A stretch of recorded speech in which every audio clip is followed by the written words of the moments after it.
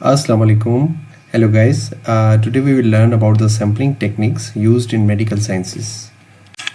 On screen you can see a snapshot of the researcher's guide to sampling methods in medical research. You ever see a headline about some huge medical breakthrough and just think to yourself, wait, how on earth do they know that? I mean, they didn't test every single person on the planet, right? Well, the secret is this incredibly powerful tool called sampling, and we're going to break down exactly how it works. Yeah, just think about that for a second.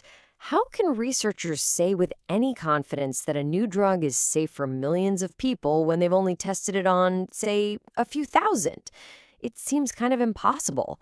But this is the exact problem that sampling is designed to solve. And honestly, this right here is the best way to understand it. You wouldn't drink an entire pot of soup just to check if it needs more salt, would you? Of course not. You take one well-stirred spoonful, and that tells you everything you need to know. Well, science works the exact same way. That spoonful, that's the sample. And the entire pot of soup, that's what we call the population. And this number really shows you why sampling isn't just a neat trick. It's absolutely essential. Imagine trying to run a study on every single person with diabetes in Pakistan. That's a pot of soup with more than 30 million people. It's physically impossible to ask every single one of them. So you have to take a spoonful. So how do scientists actually choose that spoonful? Well, there are really two main ways to go about it. You can think of one path as a precision toolkit, built for getting the truth. The other, well, it's more of a blunt instrument, designed for speed and ease. So first up, you have probability sampling. The whole goal here is truth. Every single person has a fair shot of being picked. This is the absolute gold standard if you want to avoid biased, misleading results. And on the other hand, you have non-probability sampling. This one is all about speed and convenience. But, and this is a huge but, the risk of getting a completely wrong answer is much, much higher. For the next couple of minutes, we're going to really focus in on that precision toolkit. These are the gold standard methods that give scientists the power to make these huge claims about millions of people just by studying a tiny fraction of them.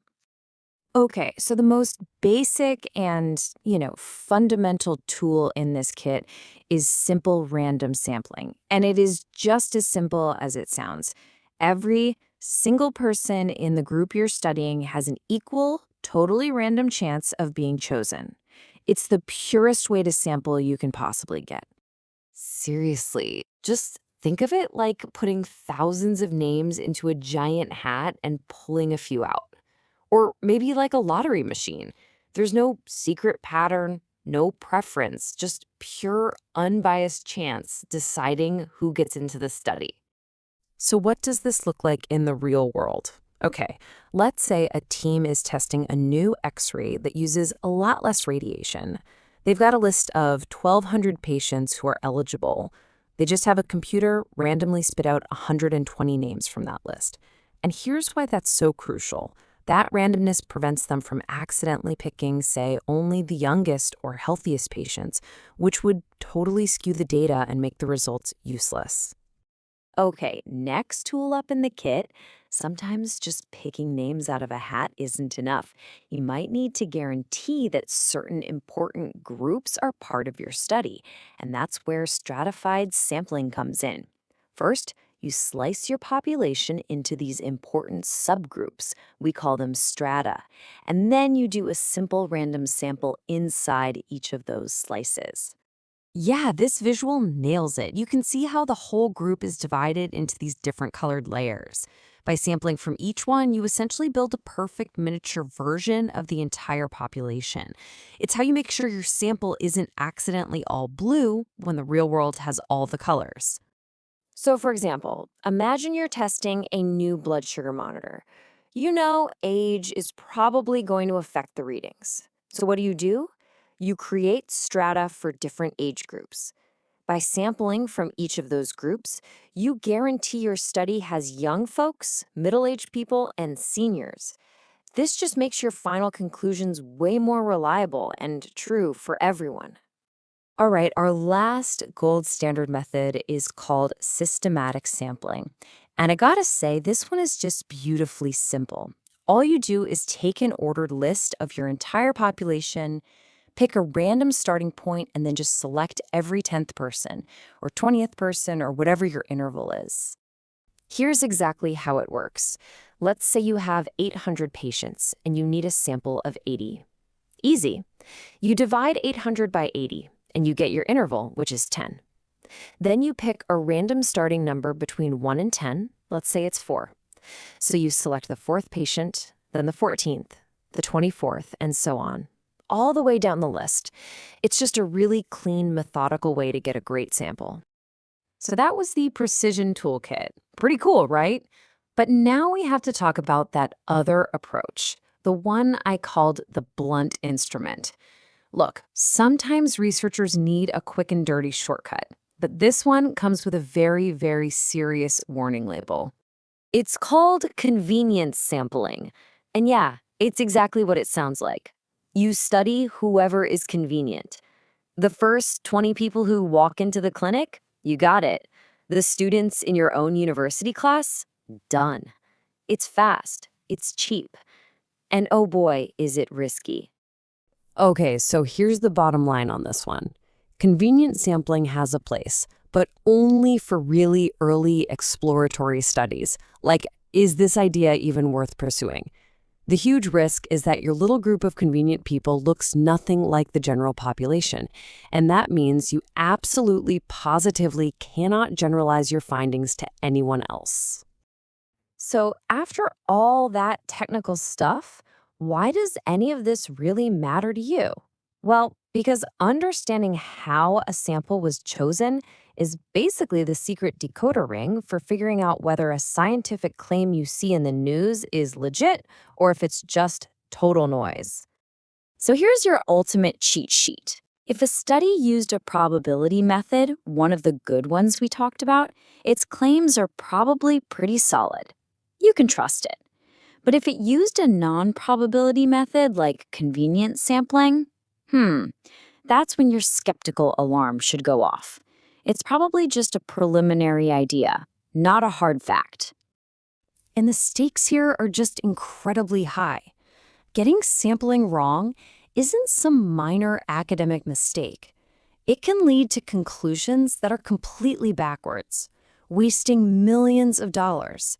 And in medicine, it can even lead to real-world patient harm. So I really want to leave you with this one thought. The next time you see that big, flashy headline about a new study, I want you to stop for a second. Don't just focus on the conclusion. Be skeptical. Challenge yourself to go one level deeper. Ask how they picked the people for their study, because understanding the sample is the key to actually understanding the science. It's the difference between a real breakthrough and a spoonful of soup that tastes absolutely nothing like the rest of the pot. सेहत की दुनिया में हम जो भी बड़ी खबर सुनते हैं या हर नए इलाज के बारे में पढ़ते हैं, उसके पीछे एक बहुत ही अहम फैसला छुपा होता है। ये एक ऐसा इंतखाब है जो ये तय करता है कि तहकीक के नताइज पर हम भरोसा कर भी सकते हैं या नहीं। तो आइए, आज इसी फैसले के पीछे की कहानी को समझते हैं। ज़रा एक लम्हे को सोचिए, अगर कोई नई दवा बनाई जाए और उससे 3 करोड़ लोगों पर आजमाना हो, तो ये आखिर क्या कैसे जाएगा? ये तादाद इतनी बड़ी है कि सुनकर ही दिमाग घूम जाता है ना? अब देखें, सिर्फ एक मिसाल ले लें। सिर्फ पाकिस्तान में ज़ियाबतीस के मरीजों की तादाद 3 करोड़ से भी ज़्यादा है। जाहिर है, उन सब पर एक साथ तहकीक करना तो बिल्कुल नामुमकिन है। तो फिर साइंसदान इस मसले से निपटते कैसे हैं? और यहीं पर एक बहुत ही ज़बरदस्त हल सामने आता है। हल ये नहीं है कि हर एक शख्स पर तहकीक की जाए, बल्कि असल कमाल ये है कि कुछ ऐसे सही लोगों को चुना जाए जो बाकी सब की नुमाइंदगी कर सकें। इसी साइंसी तरीक़े को कहते हैं सैम्पलिंग या नमूनागिरी। اس کی مثال بالکل ایسی ہے جیسے چاول کی ایک پوری دیگ تیار ہے یا نہیں، یہ جانچنے کے لیے آپ صرف 1 چمچ چکھ کر دیکھ لیتے ہیں۔ وہ 1 چمچ ہی پوری دیگ کی کہانی بتا دیتا ہے نا؟ تو سوال یہ پیدا ہوتا ہے کہ محققین یہ چھوٹا سا نمائندہ گروہ منتخب کیسے کرتے ہیں؟ بنیادی طور پر ان کے سامنے 2 راستے ہوتے ہیں، ایک سیدھا اور شفاف اور دوسرا ایک شارٹ کٹ۔ ایک راستہ ہے احتمالی نمونہ گیری، جسے ہم منصفانہ کھیل بھی کہہ سکتے ہیں۔ یہاں سب کو منتخب ہونے کا برابر موقع ملتا ہے۔ دوسرا راستہ ہے غیر احتمالی نمونہ گیری، یعنی شارٹ کٹ والا راستہ۔ یہ تیز اور آسان تو ہے، لیکن اس میں غلطی کا امکان بہت زیادہ ہوتا ہے۔ تو پہلے بات کرتے ہیں اس منصفانہ کھیل والے راستے کی، یعنی صحیح طریقے کی۔ یہ طریقے میڈیکل ریسرچ میں گولڈ سٹینڈرڈ سمجھے جاتے ہیں، کیونکہ ان سے جو نتائج ملتے ہیں وہ سب سے زیادہ قابل اعتماد ہوتے ہیں۔ اس کی سب سے سادہ شکل ہے سمپل رینڈم سیمپلنگ۔ اسے سمجھنے کا سب سے آسان طریقہ لاٹری کا ہے۔ جیسے لاٹری میں کسی کا بھی نام نکل سکتا ہے، یہاں بھی آبادی میں سے کوئی بھی تحقیق کے لیے منتخب ہو سکتا ہے، سب کے لیے موقع بالکل برابر۔ اب یہ طریقہ اور بھی زیادہ ذہین ہے۔ یہاں آبادی کو پہلے ہی چھوٹے چھوٹے اہم گروہوں میں بانٹ لیا جاتا ہے، جیسے الگ الگ عمر کے لوگ یا مرد اور خواتین۔ پھر ہر گروہ میں سے کچھ لوگوں کو چنا جاتا ہے۔ اس سے یہ پکا ہو جاتا ہے کہ ہمارا نمونہ پوری آبادی کی ایک چھوٹی لیکن بالکل صحیح تصویر پیش کر رہا ہے۔ پھر آتا ہے منظم نمونہ گیری کا طریقہ۔ یہاں بے ترتیبی اور نظام کا ایک بڑا دلچسپ ملاپ ہے۔ یعنی آپ بس ایک فہرست میں سے کہیں سے بھی شروع کرتے ہیں اور پھر طے کر لیتے ہیں کہ ہر 5ویں، 10ویں یا 100ویں شخص کو منتخب کرتے جائیں گے۔ یہ طریقہ سادہ بھی ہے اور بہت مؤثر بھی۔ اب آتے ہیں دوسرے راستے یعنی شارٹ کٹ پر۔ سوال یہ ہے کہ جب ایک صحیح اور منصفانہ راستہ موجود ہے تو کوئی شارٹ کٹ لے گا ہی کیوں؟ اور اس کی قیمت کیا ہو سکتی ہے؟ جواب بہت سادہ ہے، وقت، پیسہ اور آسانی۔ جب کوئی تحقیق بالکل ابتدائی مراحل میں ہو اور محققین صرف ایک جلدی سے اندازہ لگانا چاہتے ہوں تو یہ طریقے کارآمد ثابت ہو سکتے ہیں۔ اس کی عام مثالوں میں سے ایک ہے سہولت پر مبنی نمونہ گیری، یعنی جو بھی آسانی سے دستیاب تھا اسی کو تحقیق میں شامل کر لیا گیا، یا پھر مقصد پر مبنی نمونہ گیری، جس میں موقع خود اپنی سمجھ بوجھ سے کچھ خاص لوگوں کو چن لیتا ہے۔ لیکن اس شارٹ کٹ کی قیمت کیا ہے؟ سب سے بڑا خطرہ یہ ہے کہ اس طرح چنا گیا گروہ شاید پوری آبادی کی صحیح نمائندگی کر ہی نہ رہا ہو، اور جب ایسا ہوتا ہے تو تحقیق سے ملنے والے نتائج نہ صرف غلط بلکہ بعض اوقات خطرناک بھی ثابت ہو سکتے ہیں۔ یہ سب باتیں شاید تھوڑی ٹیکنیکل لگ رہی ہوں، لیکن یقین کریں ان کا اثر سیدھا ہماری زندگیوں پر پڑتا ہے۔ لیبارٹری میں کیا گیا ایک چھوٹا سا فیصلہ اخبار کی سرخیوں سے لے کر ہمارے علاج تک سب کچھ بدل سکتا ہے۔ جب نمونہ گیری کا طریقہ ٹھیک نہ ہو تو اس سے گمراہ کن خبریں پھیلتی ہیں، لاکھوں روپے اور قیمتی وقت ضائع ہوتا ہے، اور سب سے اہم بات، کبھی کبھی تو مریضوں کی صحت کو بھی براہ راست خطرہ لاحق ہو سکتا ہے۔ یہ ٹیبل اس فرق کو بالکل ظاہر کر دیتا ہے۔ ایک طرف اچھی سیمپلنگ کی بنیاد پر ایک قابل بھروسہ خبر ہے کہ نئی دوا ہر عمر کے لیے مؤثر ہے، دوسری طرف ایک شارٹ کٹ کے نتیجے میں معجزاتی علاج کی سنسنی خیز خبر جو بعد میں ان لوگوں کے لیے خطرناک ثابت ہوتی ہے جن کو تحقیق میں شامل ہی نہیں کیا گیا تھا۔ تو اصل بات یہ ہے کہ تحقیق کے نتائج جتنے اہم ہوتے ہیں اتنا ہی اہم وہ طریقہ بھی ہے جس سے اس تحقیق کے لیے لوگوں کو چنا گیا۔ اگر بنیاد ہی کمزور ہو تو اس پر کھڑی کی گئی عمارت بھی قابل اعتماد نہیں ہو سکتی۔